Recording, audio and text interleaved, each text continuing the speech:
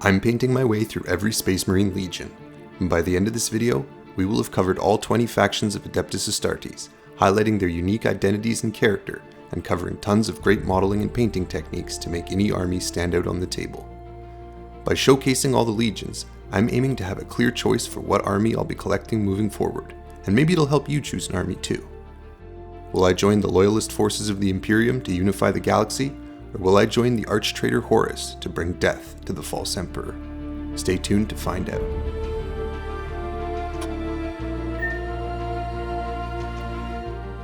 In part 1 of this series, we covered the first 10 legions, and in this video, we'll create and paint the final 10. Let's get right into it. The first up is the 12th Legion, Angron's World Eaters.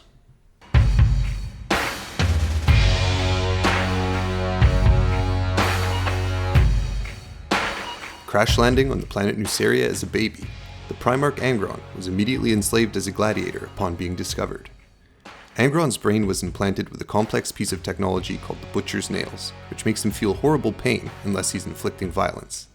After Angron led a successful slave revolt, the Emperor appeared on Nuceria and invited Angron to rejoin him on his Great Crusade.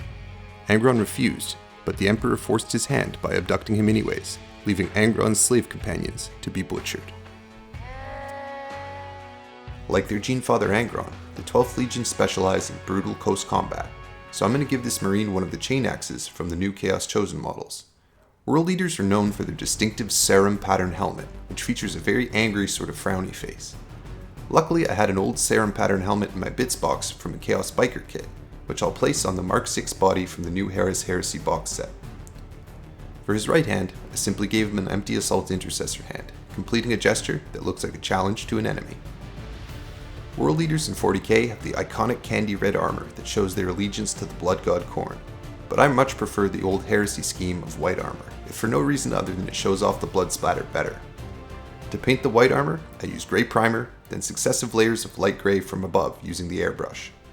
I painted the pauldrons blue, then picked out some details in black and gold. I painted the metal bits metallic silver and the haft of the axe with red contrast paint. To add some battle damage to his armor, I tear a bit of sponge from a cheap sponge brush, and dip it in some brown paint, then dab it sparingly on the edges of the armor. Where I feel the effect is overdone, I touch it up with some light grey. I add some extra dings and scratches to the pauldrons with light blue. I seal this in with gloss varnish before applying a wash of mineral spirits and oil paints. Once this is dried for a few hours, I can wipe away the paint from the raised surface using a Q-tip dipped in mineral spirits. The gloss varnish helps protect the layer underneath, keeping the oil paint from staining and leaving the armor to still read as somewhat white. I mix up some grout, paint, and modeling paste and apply that generously to the base. The base of this model was made to evoke the sands of the gladiatorial arenas of Nuceria. By the way, if you don't speak a Romance language, you might not have known that the word arena literally means sand. Fun little fact there.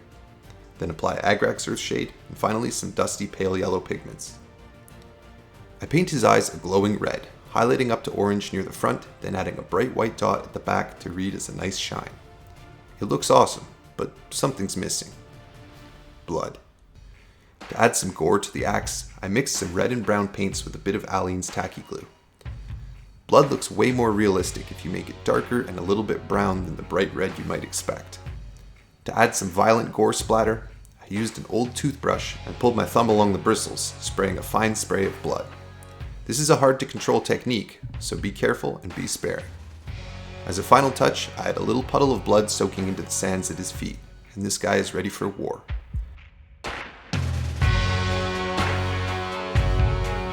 I really love how this one turned out. I can feel my cerebral implant tingling just looking at him. Off to a good start.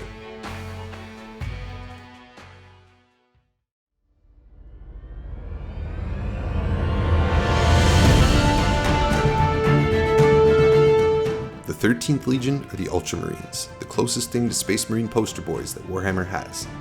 A brilliant administrator, their Primarch Roboute Guilliman is the author of the Codex Astartes, a great tome outlining conduct, strategy, and strict regulations for the Emperor's Space Marines. Is there anything more Ultramarine then than building the model exactly as the instructions suggest? I don't think so. The Ultramarines also have a sort of Greco-Roman flavor to them, so this hair-combed helm is perfect. Let's paint this guy with a brush too. I start by brushing on some Macragge blue to get that iconic blue armor base. The whole word Ultramarines is a clever pun, named after the pigment ultramarine blue, a pigment made from crushed lapis lazuli, which, in antiquity, would require a trip ultramarinus, or beyond the sea, to acquire. The fact that in modern English the word ultramarine also implies a superlative elite soldier is a type of happy coincidence that you can build a whole franchise around. I block in some black, gold, and silver, then add some sharp light blue highlights to the edges of his armor. I pick out the crest of his helmet with white, and paint the coils of his plasma pistol white as well. I paint his eye lenses the same way as the World Eater, starting with red, highlighting up to orange, and adding a dot of white for a nice shine effect. I'm going to show you a quick and easy way to paint plasma weapons that looks pretty good. I use fluorescent green paint, slowly layering up thin glazes of color over the white towards the top, but leaving a bright white bit at the base of the coil. This, if done right, will look like a convincing glow effect. For a base, I wanted to do a nice white marble floor to evoke the classical ideals and order of the Ultramar system. I started by sanding the base smooth, removing the pebble texture, then painted it grey. Stretching an old sheet of fabric softener over the base, I spray white through the gaps and the cracks, getting a beautiful marble effect. I added some veins of grey and gold with a brush after. It turned out pretty cool. I add some gloss varnish, reattach the marine, and we are done. One of the Emperor's finest, ready to defend the Ultramar system. This is a simple scheme, but as you can see you get crisp, clean results, and I think it turned out nicely.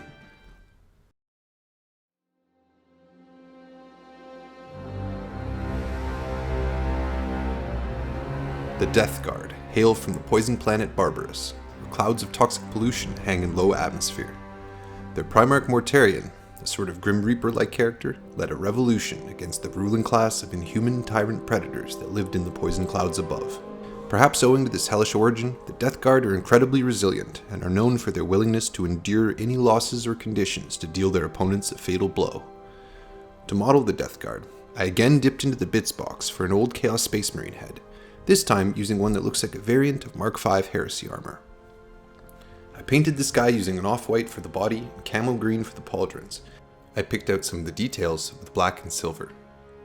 Next, I added some battle damage and corrosion by using a small piece of sponge and some brown paint, and added some lighter green sponging to the pauldrons as well to indicate scratches, dents, and a corroded texture.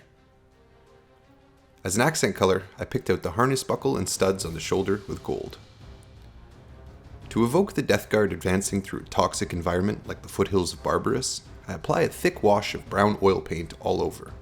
When that dries, I come in with a Q-tip dipped in mineral spirits and wipe away much of it from the raised areas. I'm really focusing on getting a streaky finish, leaving some grimy streaks and discoloration. For the base, I made a mix of black rubble with modeling paste, paint, grout, and sand. When that dries, I dust some toxic looking yellow pigment powder onto the dark ground. The end result looks positively contaminated. Beautiful. This Death Guard Marine is ready.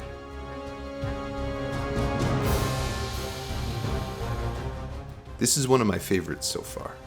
The scheme was lightning quick, but I think it looks amazing, and I could definitely see myself doing a whole army like this.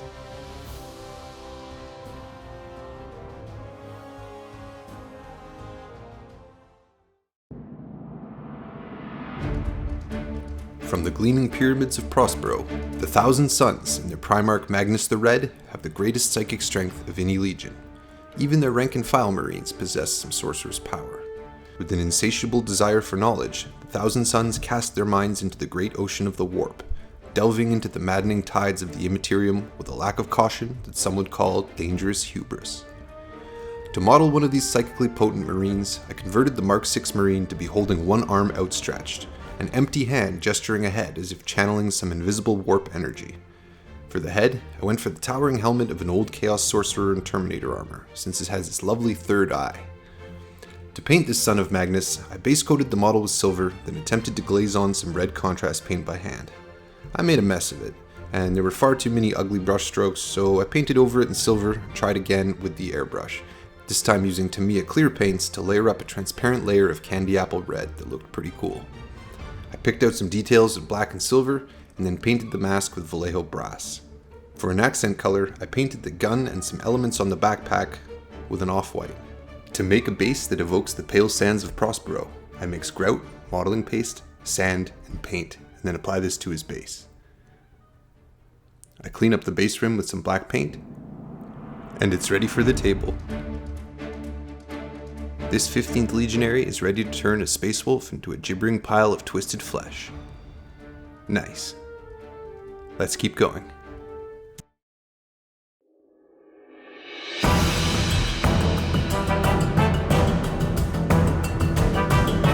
The 16th Legion Astartes are the sons of the War Master himself, Horus Lupercal, the Emperor's favorite son who tore the galaxy apart with his rebellion. I built my Son of Horus with a very simple conversion, a basic head swap for this head from the old Chaos Bikers kit. It's a scowling face with a top-knot hairstyle. After the Horus Heresy, the Sons of Horus became absorbed into what would ultimately become the Black Legion, led by Abaddon, the former captain of the Sons of Horus. And while I normally hate top knots, if anyone can pull it off, it's the Gene Sons of Horus, and Abaddon actually makes it look pretty cool, so we're going with it. For a paint scheme, I'm going to base coat this with Sons of Horus green, which makes sense, then highlight that with Green Sky by Vallejo. I personally prefer a lighter shade of green for Sons of Horus, rather than the darker blue-green you sometimes see, as it contrasts better with the secondary color, which is black. I applied gloss varnish to protect the delicate airbrush paint, then blocked in details in black. I picked out the studs with gold, then painted the face with a flat flesh tone. I applied a Sons of Horus transfer to the shoulder pad. Here's where you can see, this would barely show up if I had gone for a darker green. With that done, I painted the metallic bits silver and painted the gunstrap brown. I applied a simple wash of Agrax Earthshade to the face and all the gold bits as well. Next, I'm going to use Tamiya panel liner, applying a dark wash to the cracks and crevices to increase the contrast. The gloss varnish makes it flow really nicely into all the recesses. I added a few highlights of Green Sky to the sharpest armor edges, and then apply matte varnish, knocking back all that shine to get a nice flat finish, which I really like. For the base, I wanted something that would contrast nicely with the green armor, so I opted for a blasted wasteland to evoke the mineral-depleted wastes of Horus's homeworld, Chthoniya. I made a mix of modeling paste, black paint, sand, and grout, then dusted some burnt sienna pigment over top. Nice. I think this looks awesome.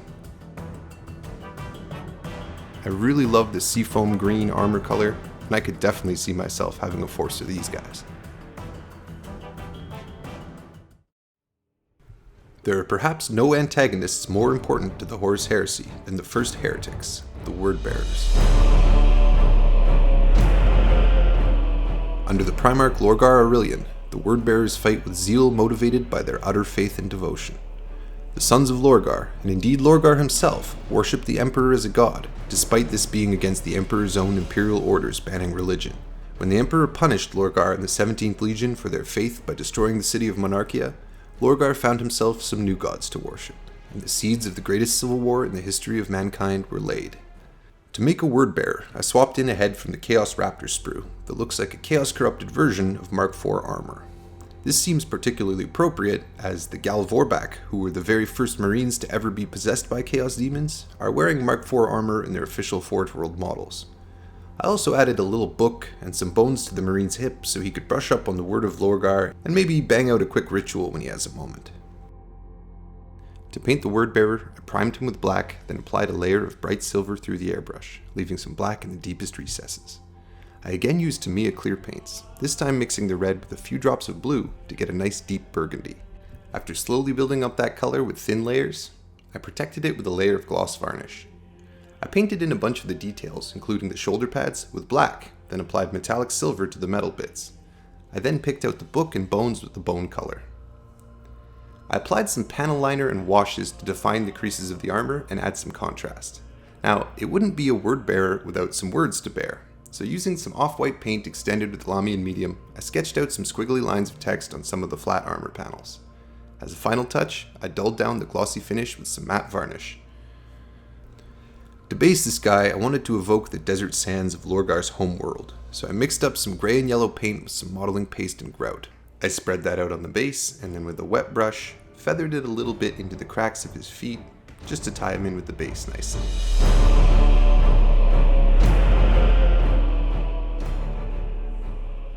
Beautiful. This guy looks ready to make a dark pact with a foul entity from beyond the borders of real space. Just my kind of guy. You may have noticed that once again I skipped a legion. Like the 2nd Legion, which I discussed in part 1, the 11th Legion has also been scrubbed from Imperial records without a trace. There are some clues in the novels I've read so far about what might have happened to these missing Primarchs and Legions. In Burning of Prospero, the main character makes a comment to the Space Wolves Primarch Leman Russ that it's unprecedented that Space Wolves are being sent to destroy another Legion, and Leman Russ is amused by this, and says that it is not, in fact, unprecedented. Interesting. Another really interesting scene happens in the novel First Heretic, where some word bearers are sent back in time to the Emperor's gene lab where the Primarchs were created, and one of the Marines comments that they should eliminate the 2 missing Primarchs now because it would prevent the Ultramarines from getting a swell in their numbers, which implies that at least the word bearers believe that some portion of the 2 missing legions of Astartes were folded into the Ultramarines. Could they be onto something, or is this just part of some demonic ruse to turn the legions against each other? Speaking of which, if you like demonic horrors from beyond our dimension, you might enjoy the Armies of the Veil Touched from Ravaged Star. The range has a ton of super detailed miniatures, and they sent me some to check out, and I gotta say I'm pretty impressed. These guys have their own lore and IP that's pretty cool, but I thought with the right paint job I could use this particular one as a cheeky proxy for an extra obliterator for my Night Lord's army. I hear obliterators are supposed to be good in the upcoming edition. Check out this one. I might try out the word bearer scheme that I just showed on this guy and see how that looks.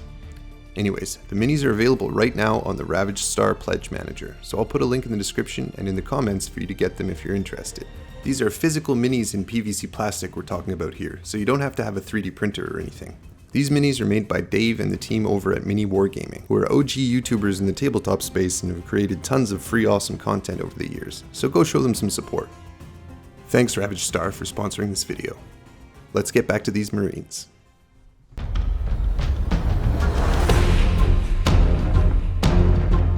From the volcanic world of Nocturne, the Salamanders of the 18th Legion Astartes.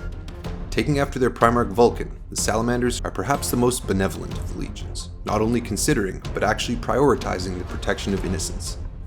The other side of that humanitarian coin, however, is the terrifying way that they wage war. The Salamanders prefer to burn their enemies alive in white-hot gouts of Prometheum.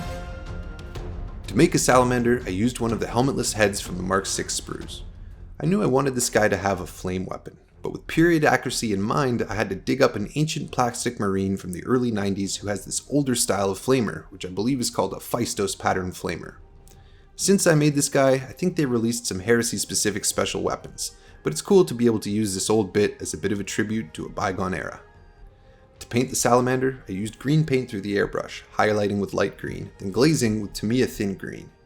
This process was more of an experiment than anything, but I'm happy with the results. I picked out some details in black, including the warrior's head. This is because Salamanders have a unique genetic mutation that makes their skin almost charcoal black with glowing red eyes. I picked out some metal details, then dry brushed the skin with a series of grays to add some quick definition. I added some stylistic Guy Fieri style flames to one of the greaves, and one of the pauldrons with some red paint, then highlighted with orange, yellow, and eventually pure white. I also gave the Salamander a bleach blonde flat top for some contrast, inspired by Wesley Snipes in Demolition Man. Then I picked out the eyes with some bright red. I sealed this in with some gloss varnish, then applied a black oil wash to add some definition and sooty grime to the armor, cleaning off the raised panels with a Q-tip dipped in mineral spirits. For the base, I wanted the Salamander to be straddling a flow of lava, perhaps representing the homeworld of Nocturne. I started by painting a yellow stream onto the base, and then added a mixture of glue and yellow paint for some smoothness and thickness. With this dry, I apply a mixture of grout, black paint, modeling paste, and sand to build up some volcanic rock on the banks of the lava stream. I then painted a gradient of oranges and reds, leaving the yellow only just peeking out at the edges. I added some cooling bits of volcanic rock to the lava flow by dabbling on a little bit more of the black base mixture, and as a final step, I pick out the edges in a hot red to indicate some cast light and heat from the lava. Awesome. Well, I think this looks incredible. It's gonna be hard to choose a legion after this. I keep running into schemes that I really like.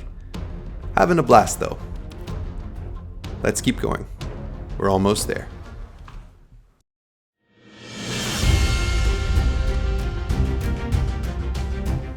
The 19th Legion Astartes are the Raven Guard, experts in stealth and infiltration. Fun little note, their Primarch is Corvus Corax, the Raven Lord, and Mark VI Armor's official title is Corvus Pattern, so the beaky helmets are perfectly suited to the Raven Guard. I'm going to show you a lightning fast way to paint these guys to a nice tabletop standard. With the model primed black, I apply a subtle highlight of dark gray from above. And it's done. Just kidding. I start by applying a light gray to the pauldrons, since they're going to be white. This will take several thin coats over a black undercoat, so a good strategy would have been to paint the pauldrons separately, then attach them later. I dry brush with a lighter gray to pick out some edges, and then an even lighter gray after that. Dry brushing can muddy up some of the flat surfaces, so I come back in with some black on some of the smooth areas after, leaving only a highlight on the edge. This is way quicker than highlighting each edge and is a great shortcut. Block in some silver areas, and then apply a coat of gloss varnish. I pick out the eyes with bright red, highlighting up to bright orange with a white dot for shine. I highlight the light gray areas with white, and that's it. To add some contrast, but to keep with the monochrome effect, I base this guy with a gray mix of grout, paint, sand, and modeling paste to get a pale and dusty rubble effect, perhaps simulating the ground cover on the fateful drop site at Isstvan 5. And just like that, we're done. It's a lightning quick scheme that'll let you get a whole army on the table quickly. And it looks pretty good.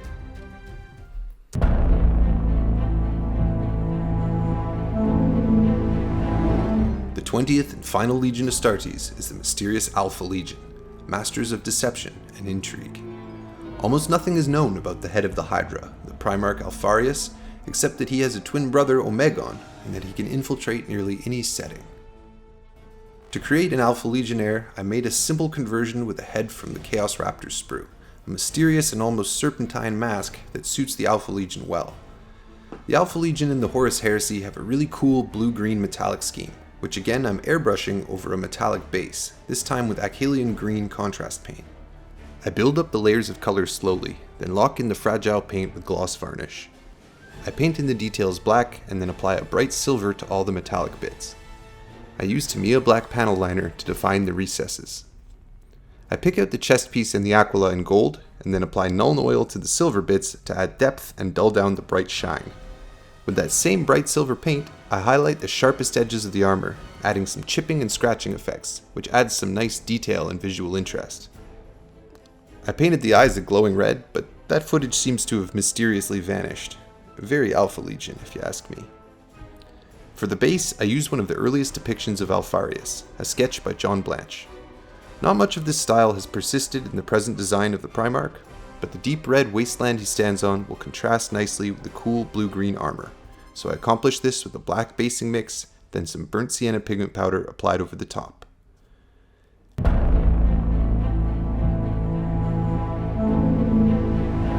And there it is, a mysterious operative from the Alpha Legion. I love this color scheme, but to be honest, I think I overcooked it with the airbrush a little bit. I could have done with one less thin coat of the green color, but it still looks great.